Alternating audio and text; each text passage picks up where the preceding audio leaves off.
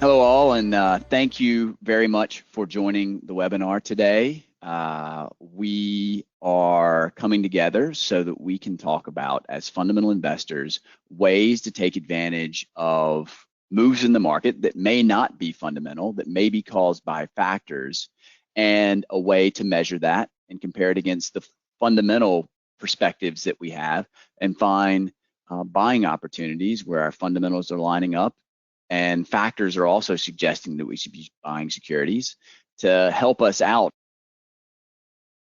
We've brought on board Omer Cedar from Omega Point, who is the founder of Omega Point, which is a risk management solution that is predominantly geared towards fundamental investors. And before that, he was a portfolio manager at Two Sigma and is one of the leading experts in factors. Myself, I'm Cameron Hight. I'm the founder of Alpha Theory. We're a fundamental portfolio management tool that helps managers create a repeatable process around how they size positions using their own fundamental research. And my prior experience is I was an analyst for a long short equity hedge fund for a long time. And so between the two of us, we bring a fundamental and factor perspective together. And the hope is that you come away from this conversation figuring out ways where you can leverage factor moves as something that you can take advantage of as a fundamental investor. With that, I'll turn it over to Omer so that he can give us a little background on what are factors. Thank you, Cameron, and thank you everyone for making the time. I hope everyone is staying healthy and safe during this time. As a quick primer, we don't want to do a super deep dive into factors, but we really want to give you a sense for what are factors. And this is an area that some of you may already know pretty well, and some of you may be just starting out. So we're going to really kind of take a sort of a middle of the road view with the understanding that maybe some of you have heard of factors, but you really are maybe more interested in how to actually think about them in the context of your portfolio and how to think about the context of looking at returns on your securities. So why don't we dive in? And Omer, I apologize. I forgot to mention that if you guys have questions as we're going through the presentation, there is a questions dialogue component associated with GoToMeeting. Just enter your questions there. We're getting them queued up and we'll answer them all at the end. Excellent. Fantastic. So in terms of diving into factors, really what we want to sort of leave you with is sort of an understanding of how are factors actually useful for you in the marketplace, right? It's not so much about the theory of the factors, but why do they work in the markets? And ultimately, the reason they work is because people actually invest based on those types of metrics, right? I mean, if we think back to historically to the first factor that had ever sort of been discovered or come out, that was sort of a seminal paper by William Sharpe in the 1960s called the capital asset pricing model, right? That many of us had studied in college or in grad school. But in any event, we know that he sort of said, guys, there's actually a factor here in the world that you can relate every securities trading and volatility to this underlying factor. And over the last, obviously, 40 some odd years, 40, 50 years, that type of analysis continued, and more people have realized that there's other factors out there outside of just the broader market and broader beta, right, that we talk about. And some of them are listed here, and some of the common measures from there are also listed. It doesn't have to be exactly those metrics, but the idea generally is that people tend to like to invest in companies. And again, when I say people, I'm thinking about broader investors, not just fundamental, maybe long short investors or stock selection folks, but I'm talking about pension funds, sovereign wealth funds, retail, but sort of a broader investor mentality is that you don't want to invest in lottery ticket. You want to try to invest in something that has a little bit less volatility, and that sort of represents lower risk in your book. At the same time, there's a natural herd effect that happens in the market that we see a lot, where companies that continue to go up that have gone up over the last year or so, we'll continue to see more and more of a return perspective, because it tends to be that, you know, investors we're not really paying attention to them, and maybe they're strong earnings, but all of a sudden they are, and they're realizing that there is a lot of value in the company, so they tend to underreact to good news. You know, and then, you know, they may follow companies with sustainable earnings growth, right? Or they may follow companies that are cheaper over time. But in any event, when we look at all of these tend to be real behaviors that we can capture in the market that move flows. So that's kind of really, as a primer, really a definition of what are factors. And what we'd like to do is kind of do a deeper dive into how to think about the factors, you know, in the context of a security price move. Yes, Cameron? Yeah, and because this part is so important, I'll also just give my 2 cents on what a factor is. Omer is definitely the expert, but the way that I always think about it is factors are designed to try and explain why a stock has moved. And so, yeah, William Sharp, of course, described the first factor, which is because the overall stock market moved, it caused an individual stock to move. So the market is the first factor, but all of these other factors are just ways of describing why a stock has moved. Correct. Absolutely.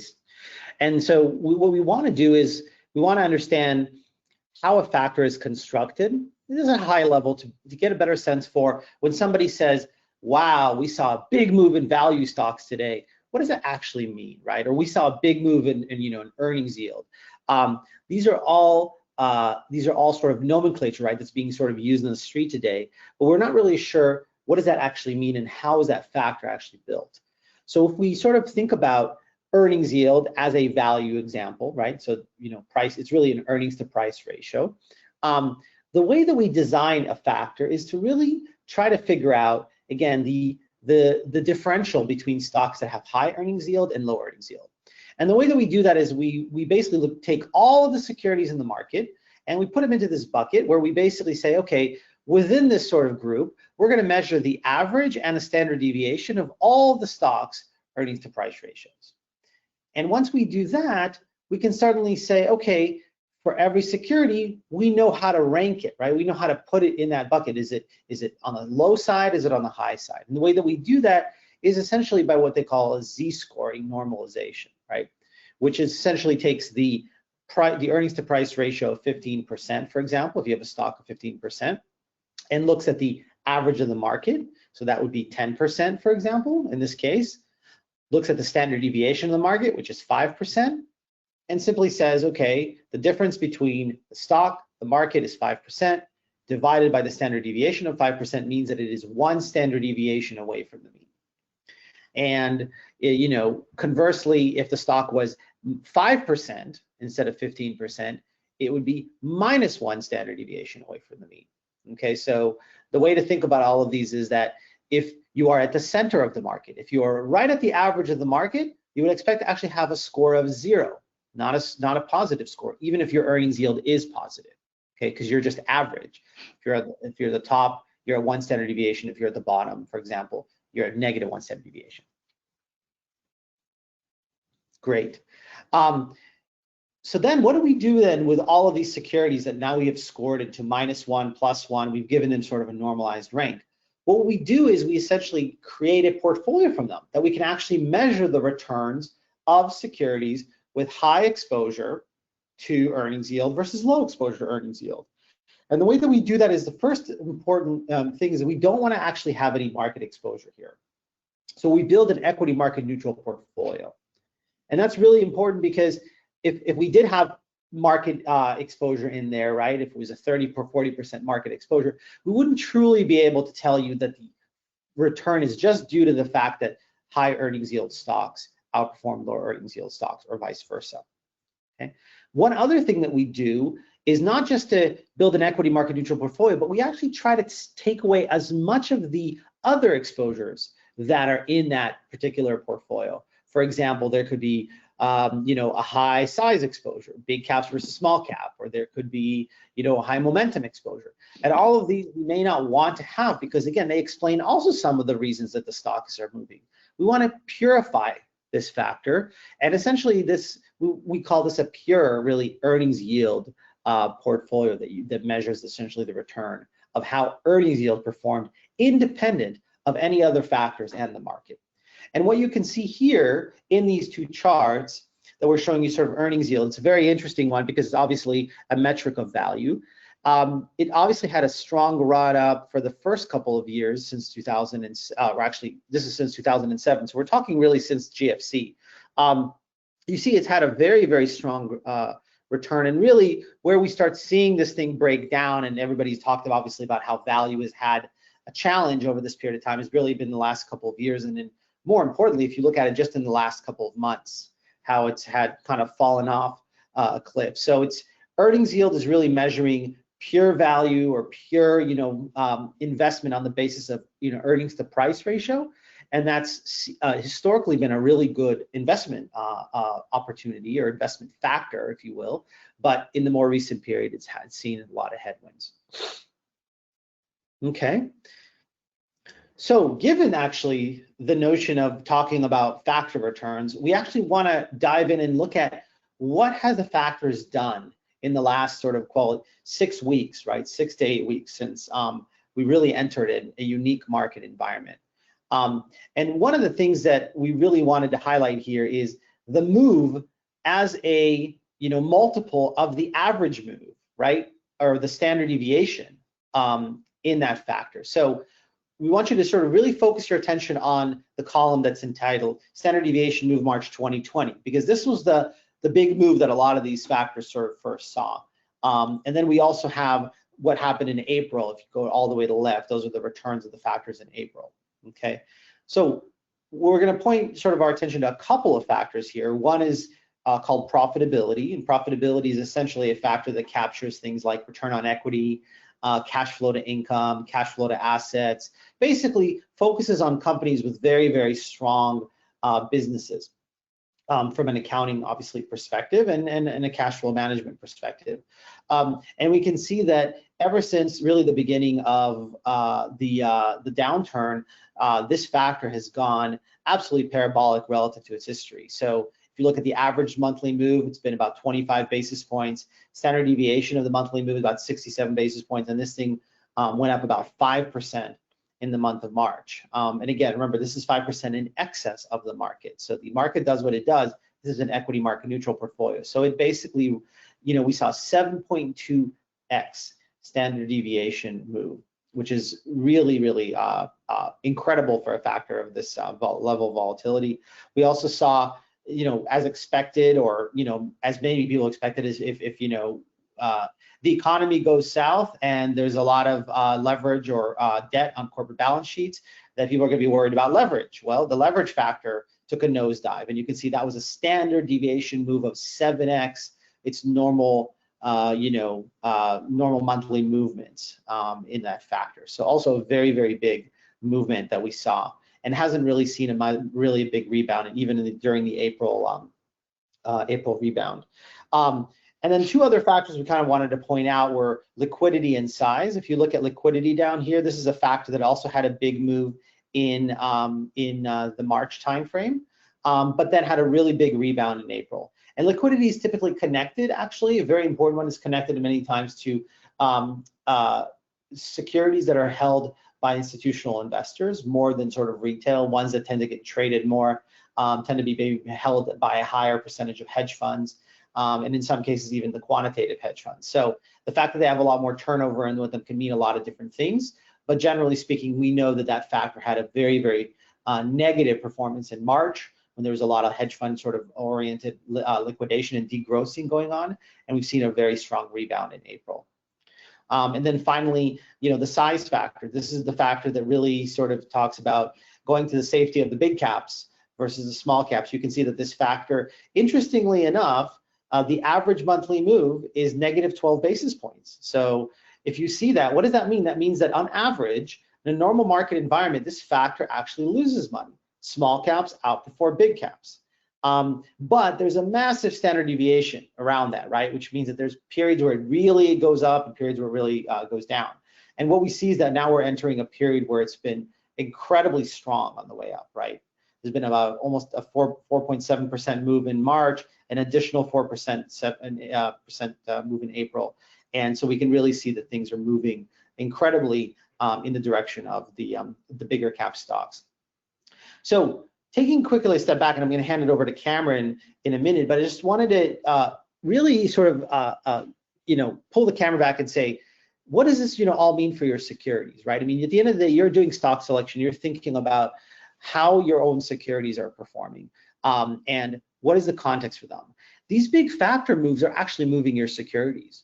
And we have a way, right, of helping you determine and understand whether these factors are really impacting your security in a way that, might seem irrational. I mean, these factors are moving in such big ways that chances are that there may be some reversions if the economy, if we start seeing, a resurgence of a normalized environment. So I'm going to let sort of Cameron dive into here, but it's important to think that we're not in a very common place. We see that a lot of these factors are behaving in very, very irregular ways, and there's really an opportunity to think about how they're moving your securities and what you can do about them. Great, thanks, Omer. That's perfect. So what I'll do is I'll go through a few examples here where I will show kind of an array. I've got 3 different examples here. An asset that's moved very little because of factors, something that's moved kind of a little bit because of factors, and something that's moved a lot because of factors. And what we're trying to do as fundamental investors is figure out when a stock's moved for fundamental reasons, okay, well, that's fine. That's what I'm used to. But when stocks have moved for non-fundamental reasons, maybe that's an opportunity for me to take advantage of something that's irrational. And so what we want to do is help you point out those irrationalities, line them up when you have good fundamental signals, so that you can be ready to buy securities that meet those criterion, and vice versa, sell securities that meet the opposite of those. And so to point that out, we're showing some examples like Moderna, which is a biotech that has a COVID-related drug. And most of the move, which is it's up 114%, has been idiosyncratic. It hasn't been because of factors. You can see that the factor component as a proportion of the total move is pretty small. And we'll take an example like Aaron's Rents. So this is a security that clearly has been impacted by what's going on with COVID.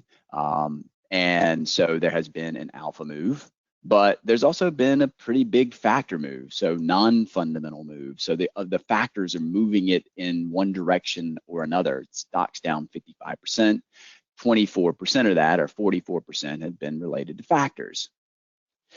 Now, finally, a security that has largely been driven by factors and not from idiosyncratic or not fundamental reasons. We'll talk about this alpha component. It's sort of synonymous as alpha, idiosyncratic, or fundamental reasons.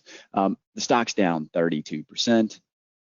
29% of that is because of factors pushing the stock around. And so this could be an opportunity to take advantage of an irrational move in a stock that's been largely driven for non-fundamental reasons. Now, let's keep in mind that nothing about factor measurement is perfect for a fundamental manager. We always have to take these as and reflect on them with our own fundamental research. But this could be an indication of an irrational move. And so you can see that 90% of the move can be explained by factors pushing the stock around. And so what do we want to do with this information? Well, we just gave you 3 examples. You may know none of them. So what we'd want to do is tie your portfolio to find out which components of your portfolio have had big factor moves, where factors have pushed around the stock price for potentially irrational reasons, and line that up with where your portfolio is suggesting that you should be adding or trimming. The way that we do that is step 1 is you pull all of your fundamental research into one place. That's what we do here at Alpha Theory, is we pull all your research together and help you create a repeatable position sizing process where you take your analysts, they score the things that are important to them, their upside price targets, their downside price targets, They'll calculate probability weighted returns, conviction levels. They'll score the things that are relevant to you. It could be like balance sheet quality or management team quality or anything else that's germane to you. And then you'll set rules as a portfolio manager about how you think about liquidity or position size or sector exposure. And so what you have once you put those rules in is you have a model that translates all of your fundamental research into a suggested position size. That's what you have here. Okay. And then you will also want to figure out how much have the positions in your portfolio moved for fundamental reasons versus factor reasons. And so what we'll do is we'll see when is the last time you've updated your research, and we'll pump that into a mega point. A mega point will then measure how much has the stock moved since then, and also how much of that movement was related to non-fundamental reasons or related to factor reasons. So what we do is we take the factors plus the fundamentals and we tie them together, and you can highlight positions in the portfolio where there's potentially a good buying or good selling opportunity. For instance, DuPont, we're talking about it before. 90% of the recent stock movement since I updated my research has been related to non-fundamental reasons, related to factors. So that's a factor buying signal. At the same time, I have a fundamental buying signal. My research, based on my price targets, based on my model, my conviction level, all of those things is suggesting that I add 6.2% to that position because I have an optimal position size of 7.1 and I currently own 1%. So I've got a double buying signal. I've got a fundamental buying signal and a factor buying signal. This may be a great opportunity. Vice versa, I've got Aaron's. Aaron's is suggesting, based on my fundamental research, it's suggesting I sell 4.6% of my position, and only 44% of the move has been caused by factors.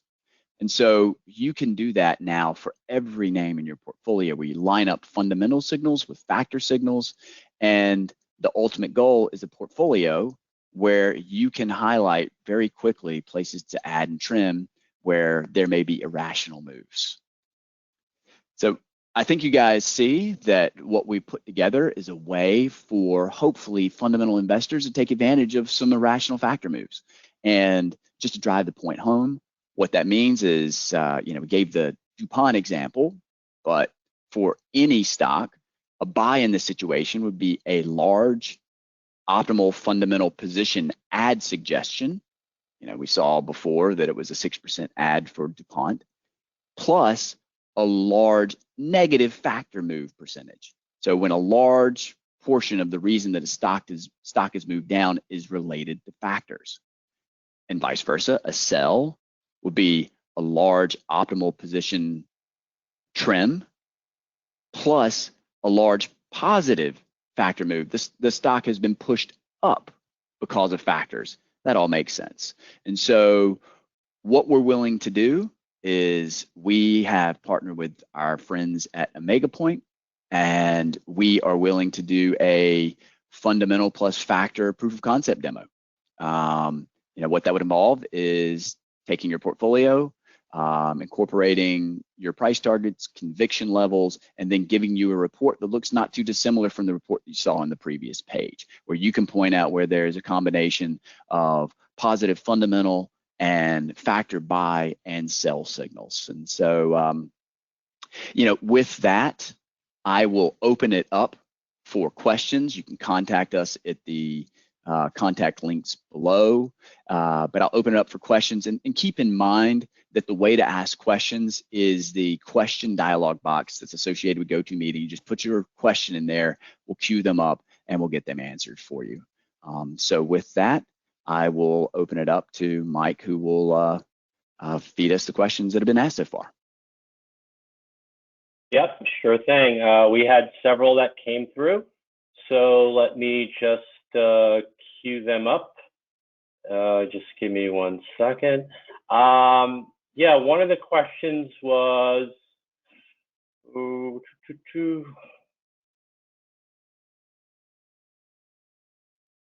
sorry, I'm just, yeah, this is a question for you, Cameron. How do you calculate the optimal position size? Yeah. Okay. So went through that fairly quickly. It's not any different than the way that a fundamental investor is typically going to size positions. It's, if you imagine you're a portfolio manager and an analyst walks into your office and pitches an idea, you're going to talk about all of the things that are relevant to that idea. It's going to be how much can you make if you're right? How much would you lose if you're wrong? What are the things that lead you to that decision? How strongly do you feel there's a probability of those things happening, both positive and negative? And so that's what derives your risk reward, or what we call a probability weighted return. And then there's going to be other things that lead you to be confident in that probability weighted return. Imagine that you calculated a probability weighted return of, say, 35%. And so there's other things that are going to lead you to be confident in that 35% return. Let's say it's it's a management team you have a lot of faith in. That's going to give you more confidence. Or if it's something that has a strong balance sheet, that's going to give you more confidence. Or you just have something generic that is just an expression of your conviction level, that's going to give you more confidence. And so we want to make all of those things explicit and allow you to capture those into we capture them in alpha theory. People generally enter them in Excel and just gets pulled in from Excel. But now imagine all that stuff's in a central place. Now the way the optimal position size is calculated is different for each client.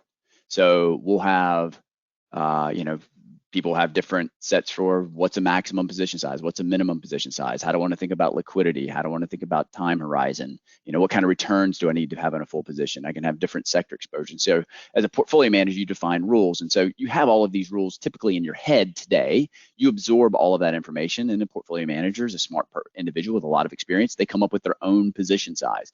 Well, those position sizes, when mentally calculated, can be inefficient.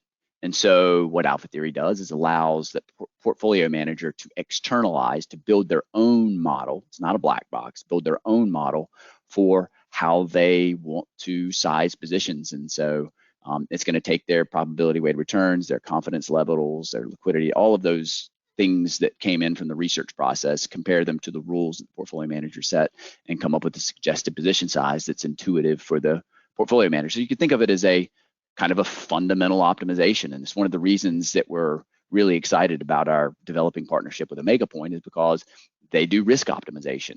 And so we do fundamental optimization. You marry that with Omega Point's risk optimization, and you get a true full optimization, which is pretty exciting. I think it's I think we represent the vanguard of the way that the industry is evolving, and we're excited about some of the work that's coming out of it.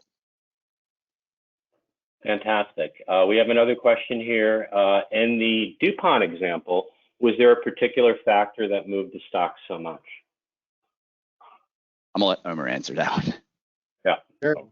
Yeah, no, that's in terms of the type of factors that DuPont is sort of exposed to, yes, there's definitely some factors that we saw, move DuPont, quite a bit. And when we think about factors, as we've shown you, there's sort of there are style factors, right? There are factors that are sort of represent the movements in, obviously, DuPont's sector, right? And all of these are thought of as factors that are above and beyond, right? So it's kind of important that they're sort of always above and beyond the the market, right?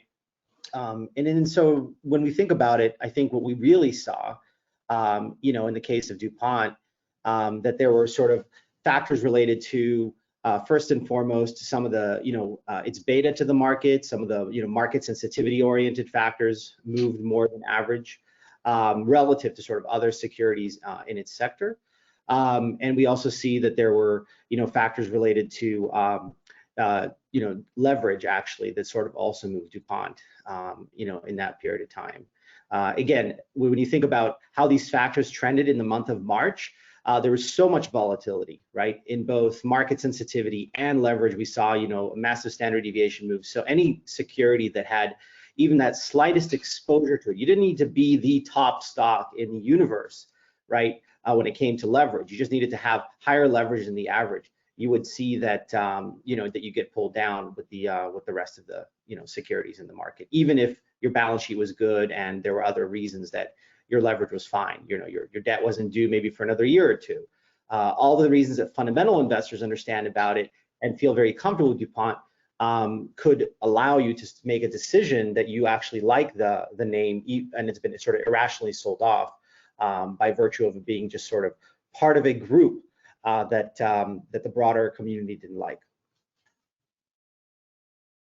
Great, thank you, Omer. And there's another question here for you. How do you orthogonalize the various factors, i.e. make sure they're independent? Sure. So factor orthogonalization is really done using a framework called multiple regression. It's a robust multiple regression. So what that means is that, you know, think about if you've ever sort of looked at econometric studies where they talk about, actually my favorite ones, obviously, if, you know, some of those books about, you know, irrational human behavior or anything that involves, you know, sort of looking at in particular, you know, predicting various types of you know, behaviors that people will have based on certain events are usually done when people hold everything else as a control, right? You always try to find this one variable that is going to be the variable to impact, right, the sum of the behavior, and you want to hold it, and you want to make sure that it's actually significant, right, that it's actually truly works in the context of other factors that you're considered to be sort of controlled experiments. So that kind of idea of how to control other factors while looking at yours is really what we call a multiple sort of regression context. And so the way that these factors are essentially estimated, if you will, these sort of factor returns, you know, value going up by 1%, growth going down by 1%, is all done in the context of a multiple regression, so that we're very comfortable that the factor itself does not have any other impact, or at least the other impacts are given to these other sort of factors. One additional point that I wanted to make about that we kind of talked about these factor portfolios. Another way to think about these sort of quote unquote orthogonal factors is that the model is constructed in such a way that every factor portfolio, right, that portfolio that you're holding of sort of value versus value or high growth or, you know, momentum and so on and so forth, each of them you have essentially an exposure of 1. Remember we talked about that standard deviation number. Imagine you're holding an average exposure of +1, right, to that factor and 0 to all other factor.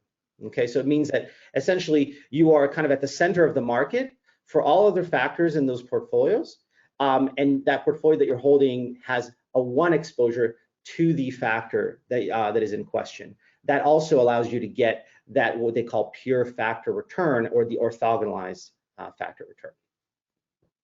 Great. And here's another one that just came in. Is your factor move percentage just ex ante exposures, factor betas, multiplied by factor neutral portfolio returns? Yes, they are. So the model is essentially created, you think about it in terms of every day, right? The factor returns are computed based on these sort of orthogonalized factors. So the factor will move, again, every day independently of all the other factors. And then depending on your security's exposures to that factor, then you simply multiply. It's just a very straightforward, you know, some product, right? You just take your exposures for every factor multiplied by the factor return, and you just sum those all up.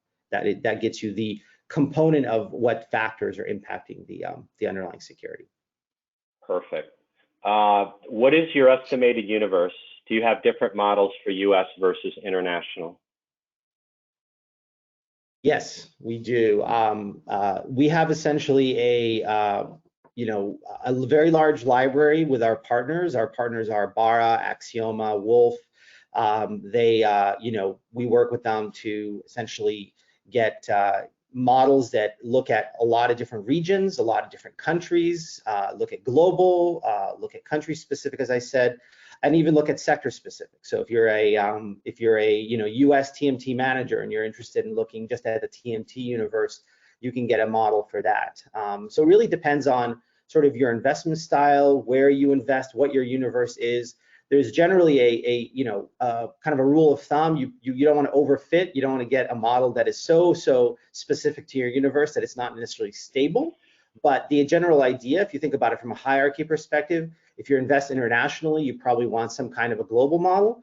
But if the majority of your stocks may be in the US, or you know, or in another country, then you may want to also look at that specific country model that is associated with yours, because there's going to be probably a lot more predictive power associated with the understanding of just that local universe. Okay, great.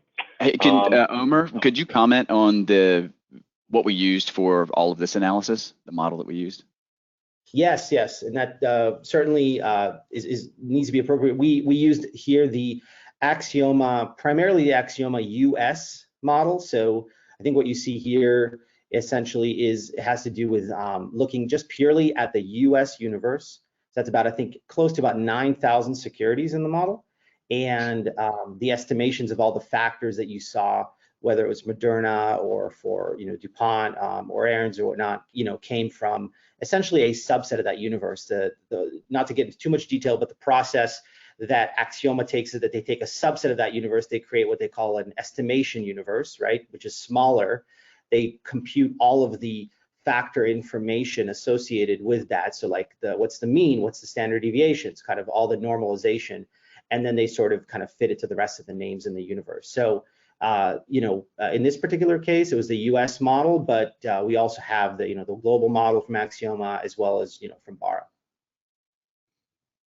Great. Here's another question. Over what time frame and period is the average monthly move and standard deviation of monthly move measured? I think it's from slide 3. Mm-hmm.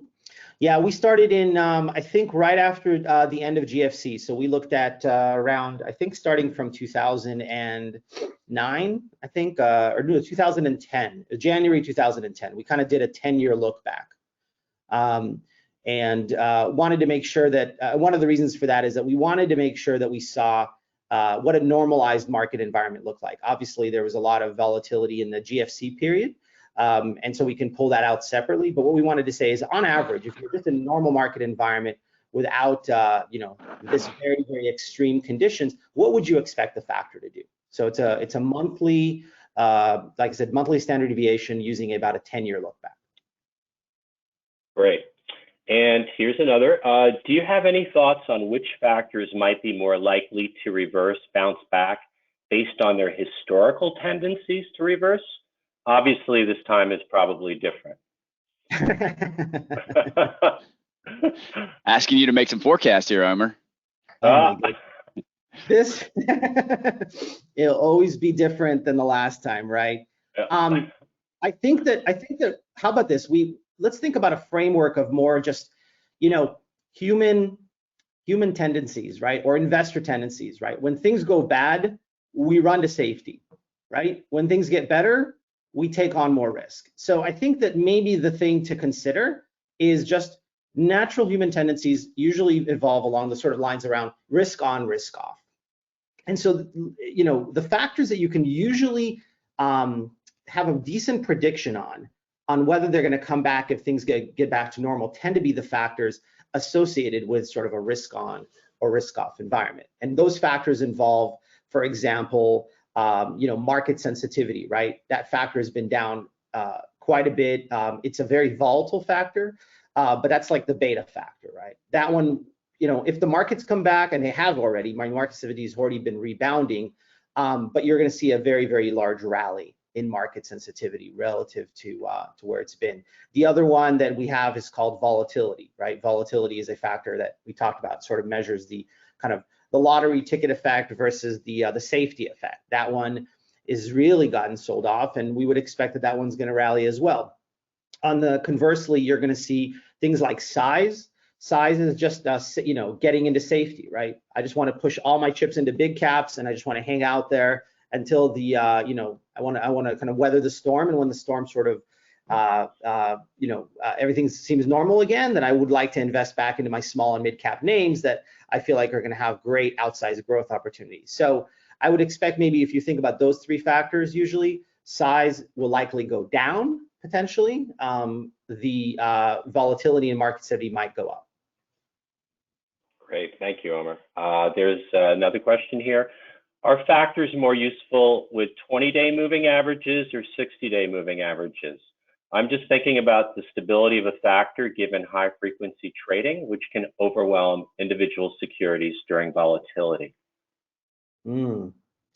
Yeah, I mean, so this is really where you have things that, you have models, all the models that Axioma and sort of Barra and sort of Wolf make have what they call a short horizon and a medium horizon component. And the idea there is that you could measure using a very short window, right, the movement into a factor. And you're absolutely right. You're going to see a lot more variations in those factors. The medium horizon model tends to be more useful for fundamental investors, at least from our practice, and historically we've seen that fundamental investors don't really need to see very quick changes in the factor moves. So they tend to like sort of something that looks a little bit more stable and adjusts over time. Obviously, in the market environment like we have today, having access to both at least gives you the ability to see how things are changing much more quickly. If you do want to position yourself, in terms of where the market environment is. So, but, kind of in a normalized market environment, what we find is that the short horizon, this sort of idea that you mentioned of the 20-day moving average, is generally for people or for portfolios that turn over pretty much entirely within a month. And then the medium horizon tend to be for portfolios that will turn over usually in the 3 to 6 month period. Great. And I have a question here for Cameron. Is the fundamental position model something that you've created? How's it been tested? Yeah, so let's see if I can scroll to that screen. The fundamental position model is something that is bespoke to each of our clients. So of course, there's some generalities that are consistent amongst all of our clients. They all care about the return characteristics of the assets they're investing in. They care about, drawdown risk and other things like that, and liquidity is going to be a factor. But for the most part, every client does it a little bit differently. They can build their own model. So there's no model that we can necessarily test going back historically to say that this is, this is the black box model that everybody should be using. What we're trying to do is trying to replicate, emulate a portfolio manager's brain so that they can get a computerized, explicit, repeatable version of themselves, so that in times like what's happened over the past couple of months, when people can become emotional, they have an unemotional version of themselves with which to base themselves in, some type of sane representation of their research. And that's what the optimal position sizes end up being. And so how has it been tested? We have 8 years worth of data. And like I said, all of the models are a little bit different from each of our clients, but our clients have dramatically outperformed other managers. And that's by 2 to 4% per year, depending on which set of managers you compare them against. So they've automatically outperformed. I'd say that's partially because of alpha theory, but I really believe that our managers are self-selecting better managers. Reason being is because they're willing to do the hard work to come up with the inputs that drive this system. They're willing to come up with upside price targets and downside price targets and probabilities of those price targets, and score things like balance sheet quality or conviction level or other things that are relevant to them. They're willing to do that hard work, and I think that explicit process makes them better. They're disciplined. But then on top of that, like I said, we have 8 years worth of data.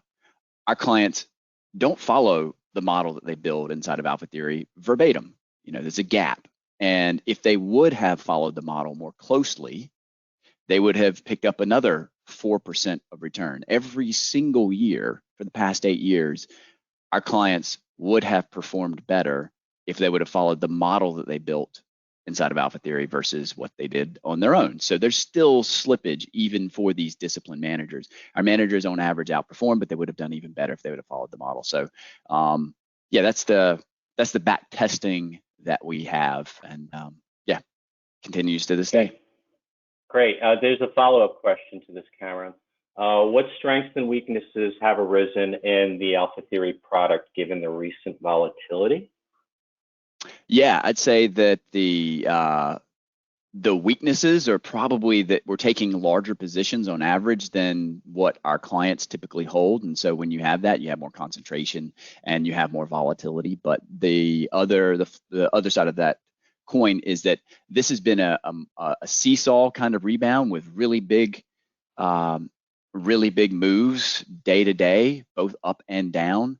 And so what alpha theory is doing is it's trading around positions. And so when there's a big move one day, it's going to, let's say it's a big move up, it's going to suggest some trims in the portfolio, and big moves down, it's going to suggest some adds in the portfolio. There's a lot of alpha to be picked up on that trading from one day to the next. But if we just put all of that to the side, I would say that the most important thing that you get from this is it's the sanity check. It's just saying, hey, let's take all of our assumptions inside of our research, let's make them conservative, and then see what the suggested position sizes are. If I can still feel comfortable after making all of my assumptions really conservative that I should be adding to a lot of these positions, I can become unemotional when we hit March 16th and no one knows what's going to happen and the market's down 10%. It's like as humans, when we become emotional, we fall into a trap of not doing anything. And maybe that's the time where we really should be doing something. What this externalizes that process and points out, hey, you should be doing something. Even when you make your assumptions really conservative, you still should be adding a bunch in your portfolio, and it gives you confidence to do that. So I'd say part of it is the mathematical piece, but really the biggest part is behavioral. Great. Looks like there's one last question, and we're hitting into our allotted time, so I'll throw this at Omer. You showed how earnings yield has experienced a 2% decline in the past few months. I've seen other value metrics that look much worse. Can you comment on other common value metrics and how they have trended during this time? Yeah, no, that's a very interesting question, because value, right, is in the eye of the beholder. And we've seen that quite a bit, right? Depending on how you define value, you might get a different metric. And what's interesting is actually, I think about it, there's a couple of other metrics that we've seen, and we actually have a model with one of our partners, Wolf, that kind of exposes those metrics. One being that it sort of looks at both book to price, right, which is sort of think about it as like sort of traditionally the way people have thought about value. But then there's also EV to EBITDA, right, which a lot of people sort of think about it as well. And that sort of represents potentially a slightly different view of the world. And then there's even a third one that I think a lot of people kind of come back to in this tech sector, which is free cash flow yield. And it's really interesting to see how those three over time have really trended differently. And just if, actually we can pull up the Wolf model really quickly. I mean, I have my screen in front of me. I don't know if I can share it, but probably to make it really simple, I'll bring up really quickly book to price. I made you the presenter. Okay. If you Okay, that might be good. Let me just see if I can do that. Let me see, book to price. Yeah, so I've got sort of book to price here. And what I see here is from February 20th to sort of April 20th, and from what we can tell is in this particular case, book to price is down about 3%. So it's quite a bit down more than earnings yield is, right? And then we can look at the same thing. We can go to EV to EBITDA. Let's see, EBITDA right here. And we can see that actually that's been up, down about 1.26%, which is kind of interesting. So, you can see that there's been a little bit more of a rebound in EV to EBITDA. And then we can look at free cash flow yield. So, and we can see, wow, look at this one has not seen a massive move. And so that's kind of interesting, right? I mean, we know that free cash flow yields tend to be more associated with tech, the way that sort of tech stocks can kind of align on that, and people sort of think about free cash flow yield in that sector. So given that we know sort of tech sector has had less of a sort of crazy move down, and obviously price to book tends to be a lot more associated with energy names and whatnot, then it's probably very likely that depending on this sort of which value metric you're using, you're going to see certainly a different drawdown over that period of time. And that's sort of one additional reason why we keep talking about the fact that if you are a sector manager and you have a focus on energy or TMT or financials or not, it does make sense for you to probably look at a broad universe, but also to look at a sector model if you can, because that will really help you understand the drivers within your sector and which metrics actually matter. Thank you, Omer, and thank you, Cameron. I think I don't see any more questions coming through. Yeah, I'll close up by saying thank you, Mike. Thank you, Omer.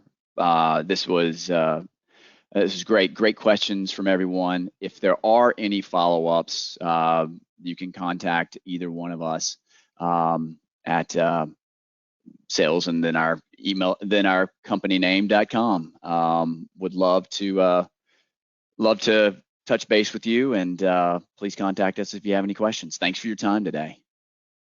Thank you, everyone. Thank you.